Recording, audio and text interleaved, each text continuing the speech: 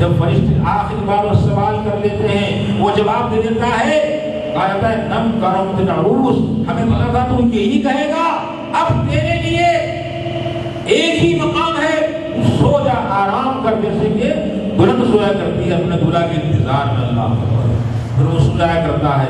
تو جب سورہ ملک پڑھی تھی، تلاوت کی تھی سوتے وقت عشاء کی نماز کے بعد، وہ پرندے کی شکل میں آ جاتی ہے، مختلف اعمال صالحہ مختلف طریقوں سے قبر میں آ کر روشنی کرنے سے قبر روشن ہو جاتی ہے۔ حکم ہوتا ہے میرے بندے کے لیے قبر کو چوڑا کر دو، قبر وسیع کر دو کہ 70 ہاتھ چوڑی ہو جائے، 70 ہاتھ لمبی ہو جائے، اور تا حد نگاہ اس کے لیے سبزائی سبزہ کر دو، اور اس کے جنت سے کھڑکی کھول دو اس کے لیے۔ چنانچہ اس کو ہٹانے کے بعد جنت جہاں بھی ہے وہاں سے اس کی قبر روشنی کر دی جاتی ہے، راستہ کھل جاتا ہے، اور اسے کہتے ہیں دیکھ یہ ٹھکانہ تیرا اب ہے۔ پھر اس سے جہنم دکھائی جاتی ہے، اگر تو جواب صحیح نہ دیتا تیرا وہ ٹھکانہ ہوتا، تو بچ گیا نبی کے وسیلے سے، ان کا نام لینے سے، ان کو پہچاننے سے۔ اب تیرا ٹھکانہ جہنم نہیں ہے، تیرا ٹھکانہ اب جنت ہے۔ وَإِنَّ الْأَبْرَارَ لَفِي نَعِيمٍ، قرآن نے فرما دیا بے شک نیک لوگ، ایمان والے، حضور سے محبت کرنے والے، یوم النبی منانے والے، یوم غوث اعظم منانے والے، یوم داتا منانے والے، ارے خواجہ کو ماننے والے، باپ فرید کو ماننے والے، یہ سب کے سب ایمان والے۔ فرمایا کہا ان الابرار لفی نعیم، سب جنت نعیم میں ہوں گے۔ وَإِنَّ الْفُجَّارَ لَفِي جَحِيمٍ، اور جو فاجر ہیں، جو جھوٹے ہیں، جو کذاب ہیں، جو ایمان نہیں لائے تھے، جو لاتے تھے، نبی کو کمام کو نہیں مانتے تھے، اولیاء کی بےادبی کرتے تھے، یا رسول اللہ کہنے کو شرک کہتے تھے، یا خواجہ پکارنے کو بلند کہتے تھے، یا نہیں ماننے کو برا کہتے تھے، ان فجار یہ فاجر ہیں، ان کا فجور انہیں کہاں لے جا رہا ہے؟ نبی جہنم وہ جہنم میں ڈالے جائیں گے۔ یصلونھا یوم الدین، وہ کل قیامت کے دن بدلے والے دن وہاں پہنچا دی جائیں گے، ان کا ٹھکانہ وہی ہوگا۔ اللہ اکبر۔ تو نبی کریم علیہ الصلوۃ والتسلیم نے ارشاد فرما دیا کہ قبر میں ثواب بھی ہوتا ہے، قبر میں عذاب بھی ہوتا ہے۔ ثواب رحمت ایمان والے کے لیے ہوتی ہے، اور تکلیف اور عذاب وہ اس کے لیے ہے جو ایمان نہیں لاتا۔ نبی کریم علیہ الصلوۃ والسلام تشریف لے جا رہے تھے ایک مرتبہ، صحابہ کرام کے ساتھ ساتھ تھے، راستے میں گزر ہوا، آپ نے یہ بات سنی علماء سے اکثر، راستے میں گزر ہوئے قبر کے پاس سے، حضور وہاں ٹھہر گئے، فرمایا میرے سامنے رک جاؤ، اس قبر والے کو اور اس کو دونوں کو عذاب ہو رہا ہے، ان دو قبر والوں کو عذاب ہو رہا ہے، ذرا ٹھہر جاؤ۔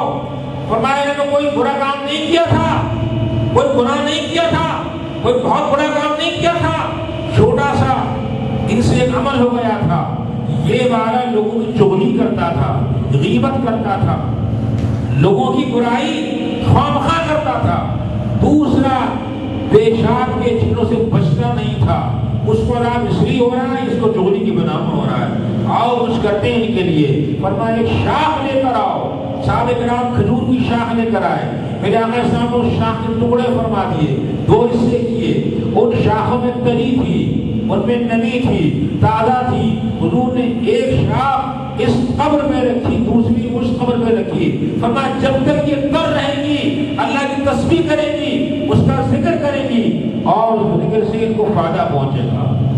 اسی لیے علماء نے فرمایا قبروں پر پھول ڈالنا فائدہ مند ہے، اور تو پھول ڈالنے سے فائدہ ہوتا ہے، میت کو، قبر والے کو فائدہ پہنچتا ہے۔ تو جس طرح پھول ڈالنے سے، سبزہ لگانے سے، پتے رکھنے سے، تر شام ڈالنے سے میت کو فائدہ پہنچتا ہے، اسی طرح علماء نے فرمایا اگر قبر پر اذان پڑھی جائے تو میت کو فائدہ پہنچتا ہے۔ اذان یہاں پر نماز ہو رہی ہے کیا؟ نماز تو ہو چکی جنازے کی، اب اذان کا ہی ہو رہی ہے۔ علماء نے فرمایا اذان جب ہوتی ہے شیطان بھاگتا ہے۔ مشکاہ شریف کی ایک روایت ہے، جب میت کو قبر میں رکھتے ہیں، جہاں اس کی نیکیاں ساتھ جاتی ہیں، ہمارے سوالات ساتھ جاتے ہیں، وہیں شیطان مردود بھی اندر گھس جاتا ہے اور اندر داخل ہو جاتا ہے۔ جب فرشتے پوچھتے ہیں نا من رب کا، بتا دے رب کون ہے، وہ کہتا ہے انا، کہہ دے میں ہوں۔ شاید کہتا ہے کہہ دے میں ہوں۔ اگر وہ गुस्ताख और बेदब होता है तो कहता हाँ ये मेरा रब है, इब्लीस को बड़ा कह देता है। ईमान वाला कहता है झूठा, तू हमारा थोड़ी, हमारा तो अल्लाह है, हमारा तो अल्लाह है। तो उलमा फरमाते हैं जब कब्र में नकीरें सवाल और जवाब करें, उसमें कब्र के बाहर खड़ा होकर अज़ान पढ़ो, अपने मुर्दे को याद दिलाओ, तलकीन करो तेरा रब कौन है और ये ज़ात गिरामी कौन है। जब अब अंदर कब्र में सवाल और जवाब हो रहे हैं और इधर मौज़िन ने कहा अल्लाह अकबर अशहदु अल्ला इलाहा इल्लल्लाह, उधर सवाल हुआ मन रब्बुका, तेरा रब कौन है। वो मस्जिद अज़ान सुनती है, वो फौरन जान लेती है मेरा रब तो अल्लाह है। ऊपर से आवाज आती है अल्लाह अकबर, तो ये मेरा रब तो अल्लाह है। और जब वो पूछते हैं माँ को तक़ूलु फ़ी हम हाज़ा रजुल, दुनिया में इनके बारे में क्या कहता था, तो ऊपर से आती है अशहदु अन्ना मुहम्मदन रसूलुल्लाह सल्लल्लाहु अलैहि वसल्लम, फौरन उसको आता है यहाँ मेरे आका इस्लाम तो मोहम्मद रसूलुल्लाह, ये वही ज़ात गिरामी तो हैं। ये फायदा दान का मुझे वासिल हो जाता है। हमारा हर अमल कहीं से भी बिला रिवायत नहीं, बिला दलील नहीं, अहले सुन्नत का हर अमल मुर्दे के लिए हो या जिंदा के लिए हो, हमारा हर अमल, हर इबादत, हर फेल अहादीस से साबित या कुरान से साबित है। अल्लाह अकबर। नबी करीम अलैहि सलाम ने बहुत से मौक़ों पर इशारत फरमा दी। एक वहाँ फरमाया कि मौत मोमिन के लिए फूल की तरह है, रौहम व रेहान फरमाया कुरान करीम ने, ये राहत है और ये रेहाना है, ये फूल की तरह है। ये जो रूह होती है ना हमारी, इसका ताल्लुक उसमें कायम रहता है। जैसे गुलाब का फूल होता है, उसमें नमी होती है ना, जब तक उसमें नमी होती है वो फूल ताज़ा रहता है, उसमें अभी शराइत मौजूद है नमी कबूल करने की। तो जब ताल्लुक रूह का जिस्म से रहता है, वो जब गुलाब में नमी आ रही है, ताजगी आ रही है, ऐसा लगता है। इसी तरीके से मोमिन की रूह का मामला है, जब इसकी रूह पाकीज़ा होती है तो उसका नाम बड़े आलम में लिख दिया जाता है, रूह वापस लौटा दी जाती है। अब मोमिन की रूह उसकी जिस्म में रहती है, जब उसकी कब्र के पास रहती है। और उलमा फरमाते हैं मोमिन की रूह अपने घर आती है, हर जुमेरात को आती है और इंतकाल के बाद 7 रोज तक घर के चक्कर लगाती है और उसके बाद 40 रोज तक रूह अपने पूरे खानदान में घूमती रहती है। और बाद उलमा ने ये फरमाया कि 1 साल तक मोमिन की रूह घूमती रहती है जमीन और आसमान के दरमियान। यूं समझ ले कि पहले मोमिन की रूह कैद में थी, अब वो आजाद हो चुकी है। और दुनिया मोमिन के लिए कैद खाना है, काफिर की जन्नत है। दुनिया मोमिन का कैद खाना है, काफिर की जन्नत है। तो जब रूह इसकी जिस्म के अंदर थी वो गोया कैद थी, जब वो अल्लाह के नाम से निकल गई, अल्लाह के नाम से कैसे निकली? उलमा फरमाते हदीस में आता है रब करीम जल्ल वाला ईमान वाले के पास जब भेजता है मलकुल मौत को, कहता है अपनी हथेली पर मेरा नाम लिख ले। फरिश्ता अल्लाह का नाम अपनी हथेली पे लिख लेता है। फिर फरमान होता है जब इसकी रूह निकालने जाओ, इसके सामने अपनी हथेली कर दो, ये मेरा नाम पड़ेगा, इसकी रूह आराम से बाहर निकल आएगी। जब मोमिन वो पुरनूर फरिश्तों के चेहरे देखता है, चमकदार चेहरे देखता है, अल्लाह का नाम पढ़ता है, ऊपर से होता है ऐलान या अय्युहन नफ्सुल मुतमइन्ना इरजिई इला रब्बिके रादियतन मर्दिया, ऐ इत्मीनान वाली जान बाहर निकला, लौट जा रब की तरफ। रूह आराम से निकल जाती है। मोमिन की रूह जब निकलती है, हर मुर्दे की रूह जब निकलती है, पहले रूह पैरों से निकलती है, पहले रूह पैरों से निकलती है, फिर टांगों से निकलती है, फिर घुटनों से निकलती है, फिर कान से निकलती है, फिर पेट से निकलती है, फिर सीने से निकलती है। जब उसकी रूह निकलती है पैरों से, टांगों से, रानों से, पेट से, तब तक उसमें जिंदगी थोड़ी बाकी होती है। अल्लाह जब उसकी रूह निकलती है सीने से, अब उसकी रूह सिमट कर आंखों में आ जाती है, सिमट कर आंखों में आ जाती है। जब आंखों में सिमट कर आ जाती है, फिर आंखों से बाहर निकलती है, तो मोमिन उजाला वो दिखता मेरी रूह ऊपर जा रही है, उसकी आंखें खुली रह जाती हैं। हुक्म है ना आंखें बंद कर दिया करो, आंखें खुली क्यों रहती हैं?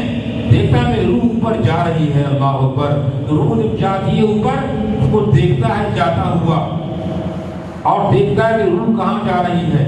جب روح اچھے مقام پر جاتی ہے، ہم نے بہت سے لوگوں کو دیکھا، ان کی روح نکل گئی، بڑے مسکرائے، بڑے ہنسے، بڑے خوش نظر آئے۔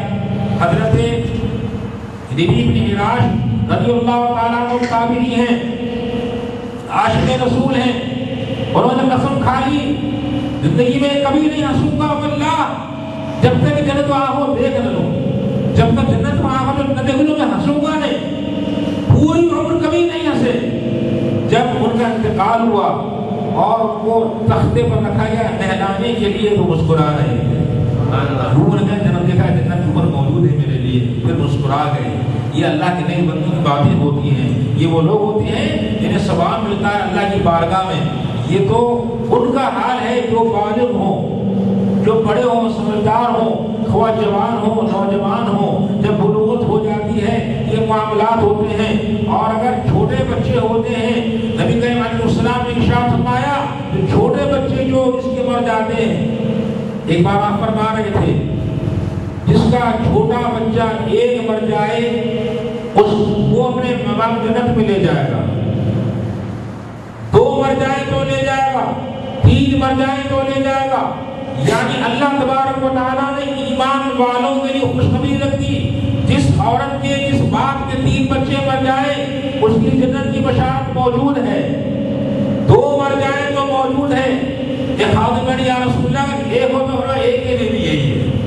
کل قیامت کے روز وہ بچے اللہ تبارک و تعالیٰ کی بارگاہ میں کھڑے ہوں گے، ان کے ماں باپ بھی کھڑے ہوں گے، انہیں سنایا جائے گا تمہاری سزا ہے تم نے یہ کام غلط کیا تھا، تو فرشتے وہ بچے پاک پڑ جائیں گے آ کر، مولا یہ ہماری ماں ہے، یہ ہمارا، اس کو بخش دے مولا، کرم فرما دے، اچھا جاؤ اپنے ساتھ لے جاؤ جنت میں۔ پھر فرمایا وہ بچہ جو چھوٹا ہو، ابھی کچا ہو، ابھی حمل پورا نہیں ہوا، اس میں روح پڑ گئی تھی، چوتھے مہینے میں روح پڑ جاتی ہے، روح پڑ گئی تھی، وہ بھی انتقال کر گیا، وہ حمل ساقط ہو گیا، وہ بھی اللہ کی بارگاہ میں اپنے ناف کو لے کر حاضر ہوگا، مولا یہ میری ماں ہے، یہ میرا باپ ہے، اسے بخشش فرما دے۔ نبی نے فرمایا گا ایھا الصد المراغب ربہ، وہ کچے بچے رب سے لڑنے والے جائز کو اپنے ساتھ جنت میں لے جا۔ اللہ اکبر، پتہ چلا کہ ایمان والوں کے لیے اللہ نے بڑی بڑی راحتیں رکھ دی ہیں۔ اگر کسی کے پاس عمل اچھے نہیں ہیں، عمل برے ہیں، ایمان مضبوط ہے، اس کے بچے مر گئے ہیں، اگر تین مرے ہیں تو جنت میں چلا جائے گا، دو ہیں تو بھی، ایک ہے تو بھی، اور اگر یہ اس کے پاس کچھ حاصل نہیں ہے